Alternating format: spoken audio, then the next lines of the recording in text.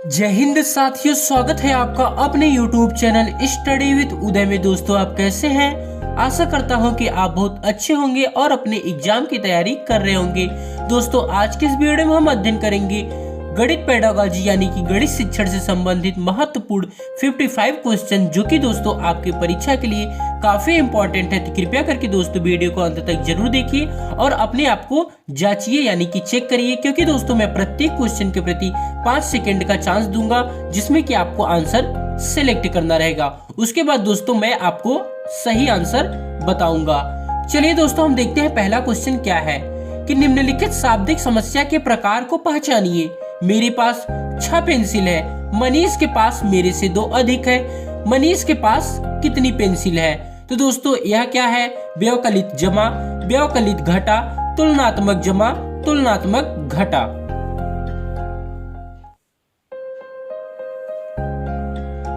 तो दोस्तों इस क्वेश्चन का राइट आंसर आपने सिलेक्ट कर लिया होगा और आपने चुना होगा ऑप्शन नंबर 3 यानी कि तुलनात्मक जमा। चलिए दोस्तों नेक्स्ट क्वेश्चन देखते हैं कि निम्नलिखित में से क्या गणितीय तरकड़ा का सूचक है? परिकलन में निपुणता की क्षमता, विभिन्न परिस्थितियों में सही सूत्रों को स्मरण करने की क्षमता, गणितीय संकल्पनाओं की परिभाषा देने की क्षमता, और लास्ट ऑप्शन है गणितीय प्रक्रिया की तर्क संगतता देने की क्षमता।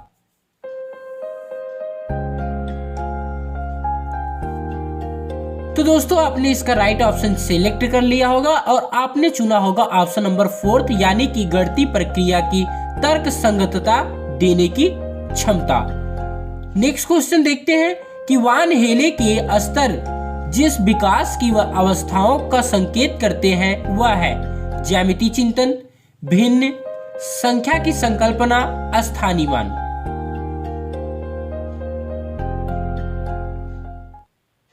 तो दोस्तों आपने इसका राइट ऑप्शन चुना होगा ऑप्शन नंबर 1 यानी कि ज्यामितीय चिंतन। वान हेले के स्तर ज्यामितीय चिंतन की अवस्थाओं की ओर संकेत करते हैं। नेक्स्ट क्वेश्चन देखते हैं कि निम्नलिखित समुच्चयों में से कौन सा गणित में प्रश्न हल करने का कौशल है? चित्रांकन करना, पीछे से हल करना, रट लेना। दूसरा ऑप्शन है कंठस्थ करना, अनुमान लगाकर परीक्षण करना, चित्रांकन करना। थर्ड ऑप्शन है प्रयत्न त्रुटि विधि, चित्रांकन करना, कंठस्थ करना, विवेचन करना, चर का प्रयोग करना, प्रतिरूप देखना।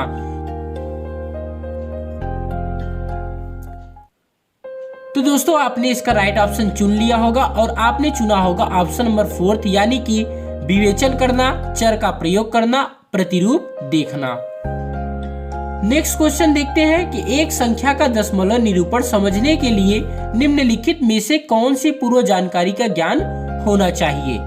संख्या का दशमलव निरूपण समझने के लिए आपको किस बात की जानकारी पहले से होनी चाहिए?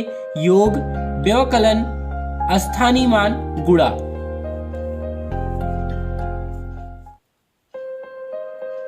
तो दोस्तों इसका राइट आंसर हो जाएगा ऑप्शन नंबर 3 यानी कि स्थानीय मान। नेक्स्ट क्वेश्चन देखते हैं क्वेश्चन नंबर 6। बच्चों को भिन्न की संकल्पना पढ़ाने के लिए निम्नलिखित में से क्या अत्यंत उपयुक्त है? क्विजिनेयर छड़े, गिन तारा, जियो बोर्ड, संख्या चार्ट।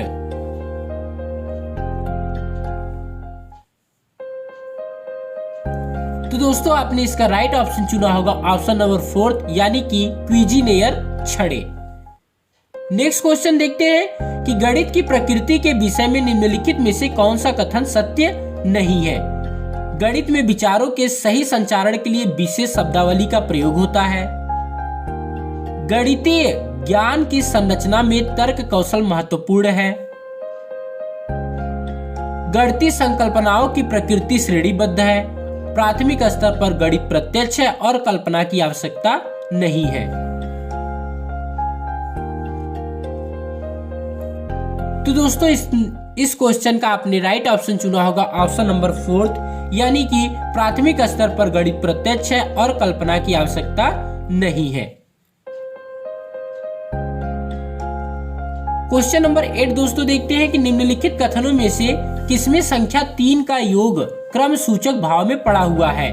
इस डिब्बे में 3 पेंसिलों के कई समूह हैं। मैं इस इमारत की तीसरी मंजिल पर रहता हूँ। इस घर में 3 कमरे हैं। प्रत्येक समूह में 3 टीम सदस्य हैं।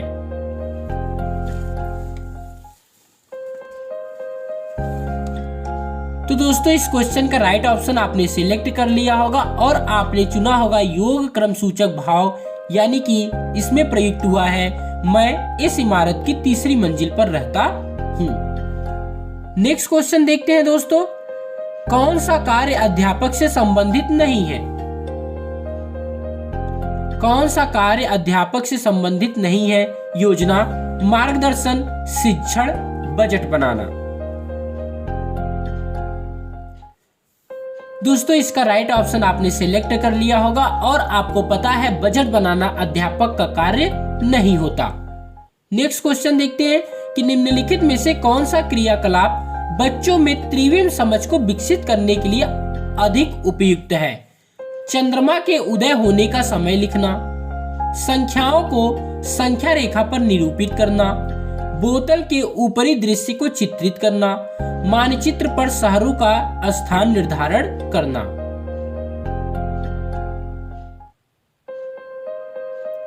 तो दोस्तों इस क्वेश्चन का जो राइट ऑप्शन हो जाएगा वो हो जाएगा बोतल के ऊपरी दृश्य को चित्रित करना, क्योंकि दोस्तों यह त्रिविम समझ को विकसित करने के लिए अधिक उपयुक्त है। नेक्स्ट क्वेश्चन देखते हैं दोस्तों कि 2 दशमलव वाली संख्याओं के गुणन जैसे कि 0.3 इंटू 0.2 इक्वल टू 0.06 की संकल्पना को समझने के लिए निम्नलिखित में से कौन सा शिक्षण अधिगम साधन उचित है? संख्या chart, graph paper, Dienes blocks, Taylor का गिनतारा।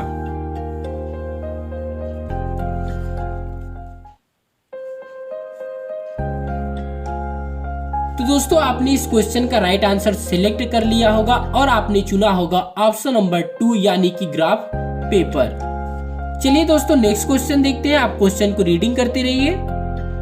राष्ट्रीय पाठचर्या की रूपरेखा एनसीएफ 2005 की अनुशंसा के अनुसार प्राथमिक विद्यालय का गणित पाठ्यक्रम होना चाहिए। गणितीय संकल्पनाओं में कठोरता देने वाला होना चाहिए, गणित को प्रगामी गणित के लिए तैयार करने वाला होना चाहिए, छात्रों के प्रतिदिन के अनुभवों से संबंधित होना चाहिए, कार्यविधि ज्ञान पर केंद्रित होना चाहिए।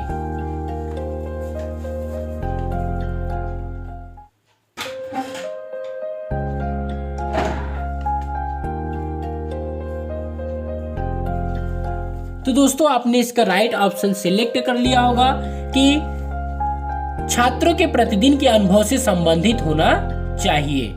नेक्स्ट क्वेश्चन, क्वेश्चन नंबर 13 हम देखते हैं दोस्तों। गणितीय अध्यापन को प्रभावी बनाने के लिए निम्नलिखित में से कौन सी विशेषता नहीं है? छात्रों की त्रुटियों के प्रतिरूपों पर केंद्रित होना, प्रतिदिन के अनुभवों के साथ संबंध स्थापित करना, एक ही संकल्पना के लिए विभिन्न शिक्षण अधिगमों का प्रयोग करना, और लास्ट ऑप्शन दोस्तों देखते हैं कि एक नई संकल्पना का परिचय देने के लिए समय के नियम का कठोरता से पालन करना। तो दोस्तों आपने इसका राइट ऑप्शन सिलेक्ट कर लिया होगा। एक बार क्वेश्चन आप फिर से देख लीजिए कि कौन सी विशेषता नहीं है गणित को प्रभावी बनाने के लिए। तो दोस्तों ये जो आपका ऑप्शन नंबर 4 है, यानी कि एक नई संकल्पना का परिचय देने के लिए समय के नियम का कठोरता से पालन करना।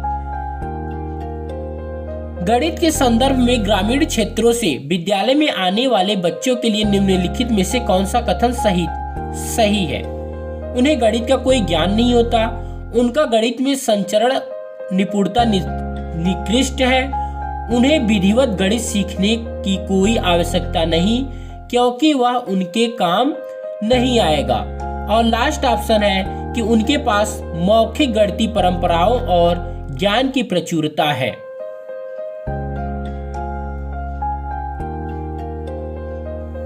दोस्तों क्वेश्चन को फिर से देख लेते हैं हम कि गणित के संदर्भ में ग्रामीण क्षेत्रों से विद्यालय में आने वाले बच्चों के लिए निम्नलिखित में से कौन सा कथन सही है? तो वो है दोस्तों ऑप्शन नंबर 4, यानी कि उनके पास मौखिक गणितीय परंपराओं और ज्ञान की प्रचुरता है। नेक्स्ट क्वेश्चन दोस्तों हम देखते हैं क्वेश्चन नंबर 15। निम्नलिखित में से कौन सा कथन विद्यार्थियों द्वारा गणित में की गई अशुद्धियों के समसामयिक निरीक्षण पर प्रकाश नहीं डालता। वे जानकारी प्राप्त करने का मूल्यवान स्रोत है। वे अध्यापिका का उसकी कक्षाओं की आयोजना तैयार करने में मार्गदर्शन कर सकती है। उन्हें अनदेखा कर देना चाहिए। वे अधिगम का हिस्सा है।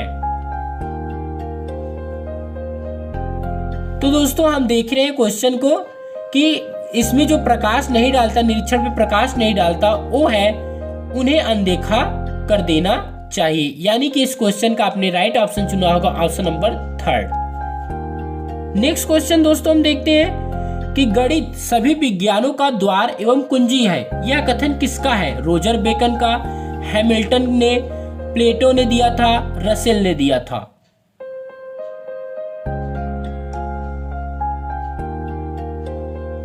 तो दोस्तों इस क्वेश्चन का राइट ऑप्शन हो जाएगा ऑप्शन नंबर ए, यानी कि रोजर बेकन ने। रोजर बेकन ने कहा था गणित सभी विद्वानों की द्वार एवं कुंजी है। नेक्स्ट क्वेश्चन दोस्तों हम देखते हैं कि गणित के अध्ययन से एक बच्चे में किस गुण का विकास होता है? आत्मविश्वास, तार्किक सोच, विश्लेषण सोच, इनमें से सभी।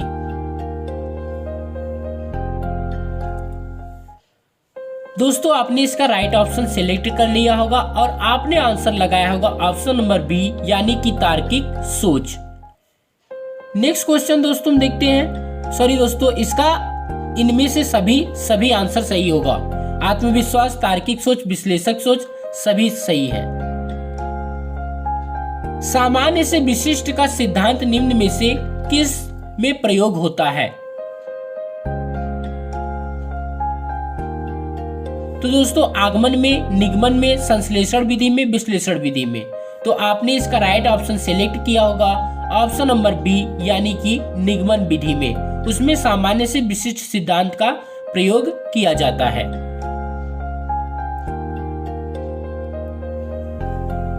गणित में किस विधि में हम प्रायः सूत्र तथा नियमों की सहायता लेते हैं? संश्लेषण विधि, विश्लेषण विधि, आगमन विधि, निगमन विधि। तो दोस्तों आपको पता है कि गणित के जो आपका निगमन विधि होता है उसमें हमें सूत्र और नियमों का सहायता लेना पड़ता है। यानी कि इस क्वेश्चन का जो राइट ऑप्शन हो जाएगा ऑप्शन नंबर डी हो जाएगा। गणित वह भाषा है जिससे परमेश्वर ने संपूर्ण जगत या ब्रह्मांड को लिख दिया है। यह कथन किसका है? गैलीलियो का, रफेल का, प्लेटो का, हैमिल्टन का। तो दोस्तों यह कथन गैलीलियो का है। किसका है? गैलीलियो का है। गैलीलियो कहते हैं कि गणित वह भाषा है जिससे परमेश्वर ने संपूर्ण जगत या ब्रह्मांड को लिख दिया है। नेक्स्ट क्वेश्चन दोस्तों देखते हैं कि जो विद्यार्थी ज्यामिति नहीं समझ सकते वे इस विद्यालय में नहीं आ सकते। यह कथन किसका है? हर्बर्ट का, अरस्तु का, प्लेटो का, हैमिल्टन का।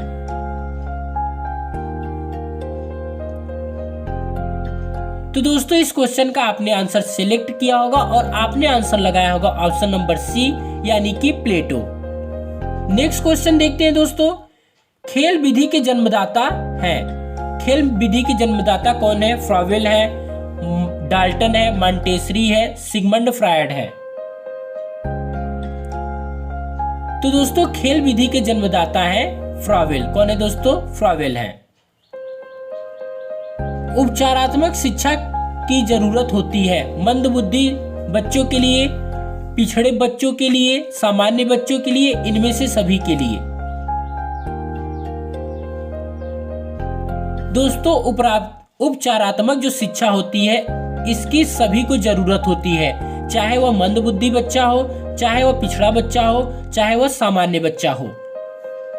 नेक्स्ट क्वेश्चन दोस्तों हम देखते हैं कि गणित की भाषा में निम्न में से किसका प्रयोग नहीं किया जाता है? गणितीय सूत्रों का, गणितीय संकेतों का, गणितीय संख्याओं का, इनमें से कोई नहीं। तो दोस्तों ऐसा कोई नहीं है कि जिसका प्रयोग नहीं किया जाता है, क्योंकि गणितीय सूत्रों का, गणितीय संकेतों का, गणितीय संख्याओं का सभी का प्रयोग किया जाता है।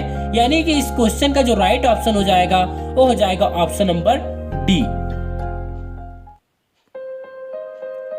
छात्र गणितीय गणना में गति प्राप्त कर सकते हैं चर्चा या वाद विवाद द्वारा, मौखिक कार्य द्वारा, लिखित कार्य द्वारा, अभ्यास द्वारा। तो दोस्तों छात्र गणितीय गणना में गति प्राप्त कर सकते हैं मौखिक कार्य द्वारा। किसके द्वारा? मौखिक कार्य द्वारा। नेक्स्ट क्वेश्चन दोस्तों हम देखते हैं कि गणित का भौतिक संबंध कहलाएगा गुणांक, पारस्परिक, एकिक, इनमें से कोई नहीं। तो दोस्तों गणित का भौतिक संबंध जो कहलाएगा वो कहलाएगा गुणांक। क्या कहलाएगा दोस्तों? गुणांक कहलाएगा। यानी इस क्वेश्चन का राइट ऑप्शन हो जाएगा ऑप्शन नंबर ए। उपचारात्मक शिक्षण की प्रक्रिया कब तक चलती रहनी चाहिए? जब तक छात्रों का पिछड़ापन दूर न हो जाए, जब तक छात्र रुचि न ले, जब तक विद्यालय में समय मिले, जब तक अन्य अध्यापक कक्षा में न आए। तो उपचारात्मक शिक्षण की प्रक्रिया कब तक चलती रहनी चाहिए दोस्तों?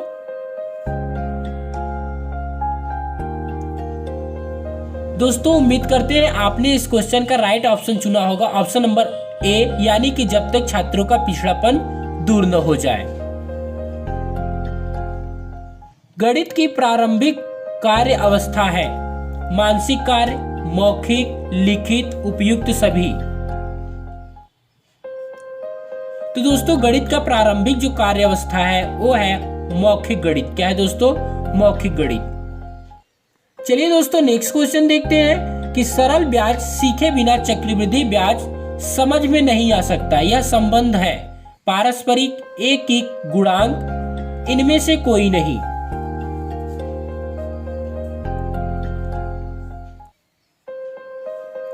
तो दोस्तों आपने इसका राइट ऑप्शन चुना होगा ऑप्शन नंबर ए, यानी कि पारस्परिक। सरल ब्याज सीखे बिना चक्रवृद्धि ब्याज नहीं आ सकता, यह संबंध पारस्परिक दर्शाता है। सहायक सामग्री गणित सीखने में लाभ पहुंचाती है विषय वस्तु को रोचक बनाकर, विषय वस्तु को मनोरंजक बनाकर, कक्षा में अनुशासन बनाकर, उपयुक्त सभी ढंग से।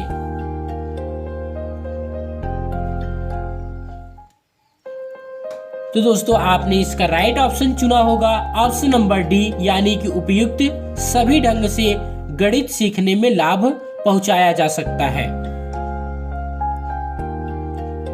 जिस विधि द्वारा गणित शिक्षण में अस्थायित्व मिलता है उसे कहते हैं आगमन विधि, निगमन विधि, विश्लेषण विधि, संश्लेषण विधि।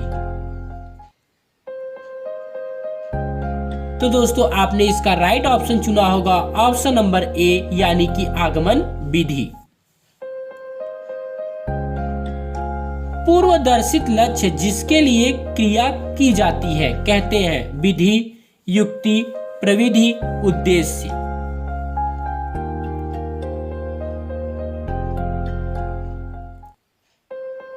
तो उम्मीद करते हैं दोस्तों आपने इसका राइट ऑप्शन चुना होगा ऑप्शन नंबर डी, यानी कि उद्देश्य। उद्देश्य दोस्तों पूर्वदर्शित लक्ष्य जिसके लिए क्रिया की जाती है। मौखिक गणित शिक्षण लाभदायी होता है क्योंकि इसमें एकाग्रता बढ़ती है, क्रमबद्धता आती है, स्वावलंबन की भावना का विकास होता है, स्वच्छता एवं शुद्धता आती है। तो दोस्तों मौखिक गणित शिक्षण लाभदायी इसलिए होता है क्योंकि उसमें एकाग्रता बढ़ती है। नेक्स्ट क्वेश्चन दोस्तों हम 34 देखते हैं। दोस्तों कुछ क्वेश्चन और बाकी है। यदि दोस्तों आप इन क्वेश्चन को रीडिंग करना चाहते हैं तो आपको डिस्क्रिप्शन बॉक्स में मिल जाएगा। यदि आप कमेंट करेंगे, यदि कमेंट में आप बताएंगे कि आपको इस चीज की आवश्यकता है ताकि आप बाद में भी उन क्वेश्चनों का अध्ययन करें, तो आपको कमेंट बॉक्स में बताना होगा। उससे हम क्या करेंगे, आपको डिस्क्रिप्शन बॉक्स में पूरे 55 क्वेश्चन डाल देंगे, मतलब दे देंगे। छोटी कक्षाओं में गणित विषय में रुचि उत्पन्न करने के लिए पढ़ाने का तरीका होना चाहिए मनोरंजक एवं खेल संबंधी, रटने का, आगमन का, निगमन का।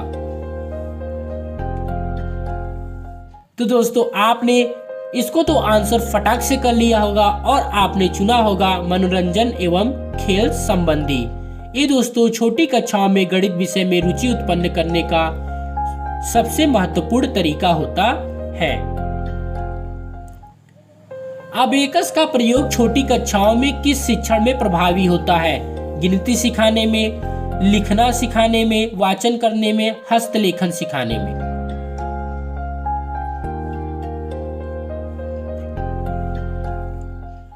तो दोस्तों आपने इसका राइट ऑप्शन चुना होगा ऑप्शन नंबर ए, यानी कि गिनती सिखाने में। नेक्स्ट क्वेश्चन 36 देखते हैं दोस्तों कि बच्चों के मध्य गिनती के कौशल को विकसित करने के लिए निम्नलिखित में से कौन पूर्ण संख्या अवधारणा के रूप में सीखने के लिए आवश्यक नहीं है? एक समता, क्रमबद्धता, संख्या नाम, यादृच्छिक रूप से पढ़ना, समूह बनाना।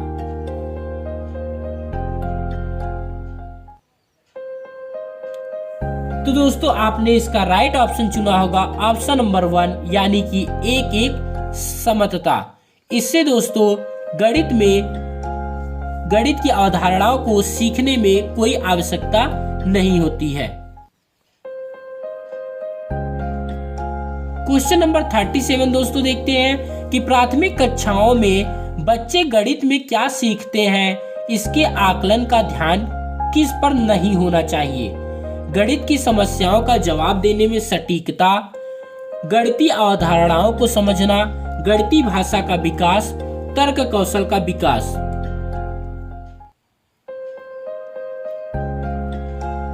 तो दोस्तों प्राथमिक कक्षाओं में बच्चे गणित में क्या सीखते हैं, इसका आकलन किस पर ध्यान नहीं देना चाहिए? तो तर्क कौशल का विकास जो होता है इस पर ध्यान नहीं होना चाहिए। नेक्स्ट क्वेश्चन 38 की ज्यामितीय निरूपण जो पूरे और उसके अंश के बीच संबंध दिखाता है वह कहलाता है आयत चित्र, दंड आलेख, पाई चार्ट, चित्रलेख।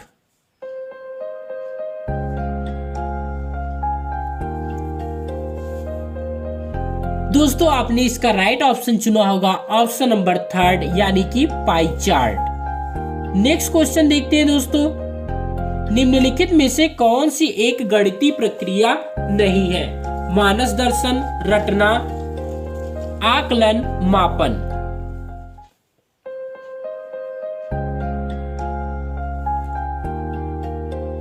तो दोस्तों आपने इसका राइट ऑप्शन चुना होगा मानस दर्शन, क्योंकि दोस्तों यह कोई गणितीय प्रक्रिया नहीं है।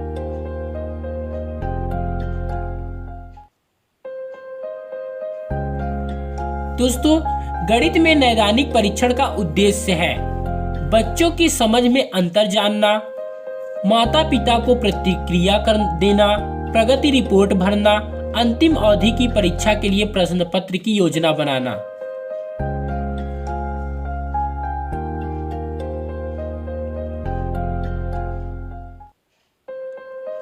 तो दोस्तों उम्मीद करते हैं आपने इस क्वेश्चन का जो राइट ऑप्शन चुना होगा वह चुना होगा बच्चों की समझ में अंतर जानना। नेक्स्ट क्वेश्चन दोस्तों हम देखते हैं, निम्नलिखित में से क्या प्रारंभिक संख्या संकल्पना से संबंधित नहीं है? वर्गीकरण, वर्ग समावेश, संरक्षण, मापन। तो दोस्तों इसका राइट आंसर आपको कमेंट बॉक्स में देना है। नेक्स्ट क्वेश्चन 41 देखते हैं कि प्रिया गणितीय प्रश्न करने में निपुण है, उसमें किस प्रकार की बौद्धिकता की अधिकता है? भाषाई, तार्किक, अंतर्व्यक्तित्व, मनोगत्यात्मक बुद्धि।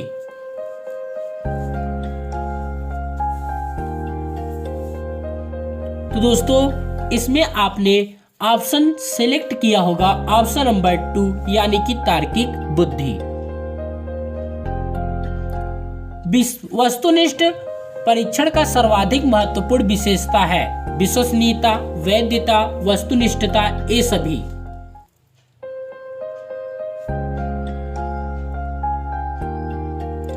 तो दोस्तों इसका राइट ऑप्शन हो जाएगा ऑप्शन नंबर 1, यानी कि विश्वसनीयता, जो सबसे ज्यादा महत्वपूर्ण होता है। सर्वाधिक प्रभावशाली शिक्षण सामग्री है? अप्रक्षेपित, प्रत्यक्ष अनुभव, प्रक्षेपित, इनमें से कोई नहीं। दोस्तों आपने राइट ऑप्शन चुना होगा ऑप्शन नंबर 2 यानी कि प्रत्यक्ष अनुभव। सर्वाधिक प्रभावशाली शिक्षण सामग्री प्रत्यक्ष अनुभव है। मूल्यांकन का निकटतम संबंध होता है विषय वस्तु से, मूल्यांकन प्रविधियों से, उद्देश्यों से, सीखने की क्रियाओं से।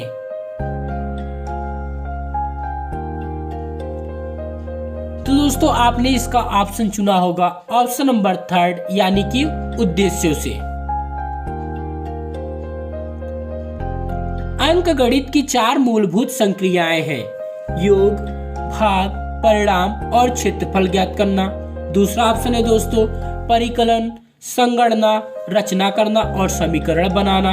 तीसरा ऑप्शन है योग, गुणा, भिन्नों को दशमलव में बदलना और सम आकृतियों की रचना करना। फोर्थ ऑप्शन है दोस्तों योग, व्यवकलन, गुणा और भाग। दोस्तों इस क्वेश्चन का राइट आंसर आपने तुरंत लगा लिया होगा और आपने लगाया होगा ऑप्शन नंबर 4 यानी कि योग, व्यवकलन, गुणा और भाग। दोस्तों व्यवकलन का अर्थ घटाना होता है, जिसे दोस्तों जोड़, घटाना, गुणा, भाग कहते हैं। क्वेश्चन नंबर 46, किस प्रकार के मूल्यांकन का मुख्य अभिप्राय विद्यार्थियों को फीडबैक देना है? रचनात्मक मूल्यांकन, निदानात्मक मूल्यांकन, सारांशात्मक मूल्यांकन, भविष्यात्मक मूल्यांकन।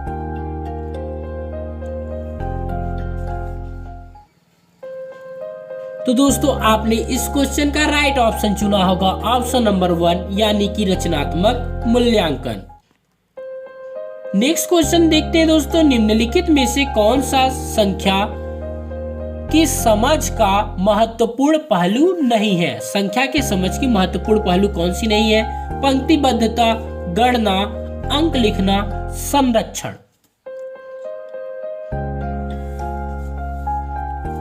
तो दोस्तों इसका राइट ऑप्शन हो जाएगा ऑप्शन नंबर 4 यानी कि संरक्षण।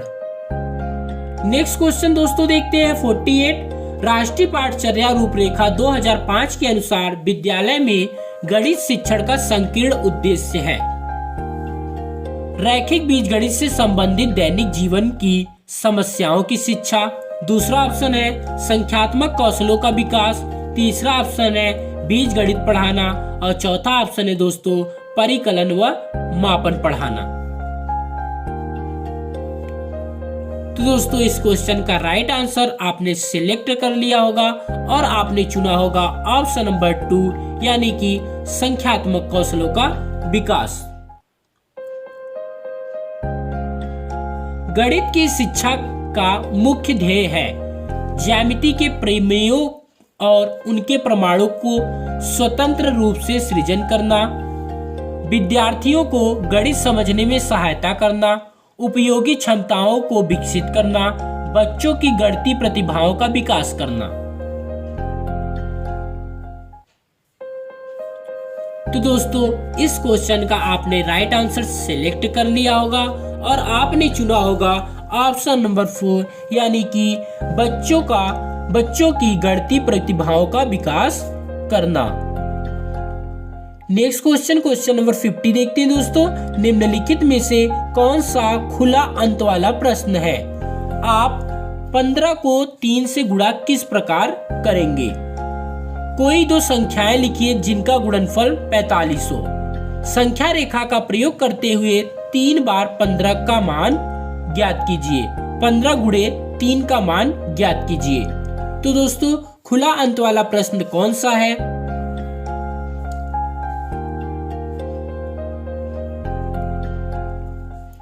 दोस्तों उम्मीद करते हैं आपने इस क्वेश्चन का राइट आंसर चुना होगा ऑप्शन नंबर 1 यानी कि 15 को 3 से गुणा किस प्रकार करेंगे। नेक्स्ट क्वेश्चन दोस्तों हम देखते हैं कि उपलब्धि परीक्षण एवं नैवनिक परीक्षण में अंतर है। उद्देश्यों का, प्रकृति का, कठिनाई स्तर का, इनमें से कोई नहीं। तो दोस्तों उपलब्धि परीक्षण एवं नैवनिक परीक्षण में उद्देश्यों का अंतर होता है।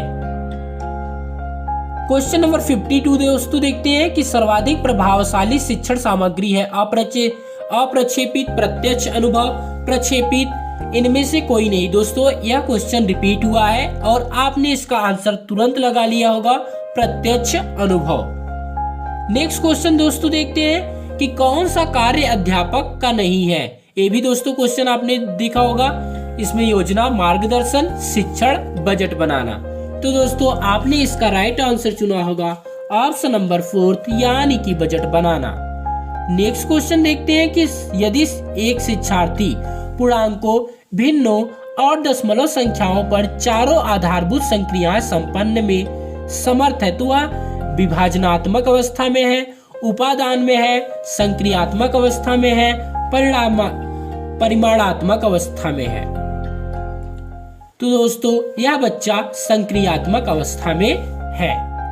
दोस्तों आज के इस वीडियो का लास्ट क्वेश्चन देखते हैं कि प्राथमिक स्तर के बच्चे दी गई आकृतियों को उनकी दिखावट के आधार पर वर्गीकृत करने में योग्य है। वे नीले के अनुसार वे ज्यामिति के किस स्तर पर है? मानसिक चित्रण स्तर, विश्लेषणात्मक स्तर और औपचारिक निगमन स्तर। औपचारिक निगमन स्तर।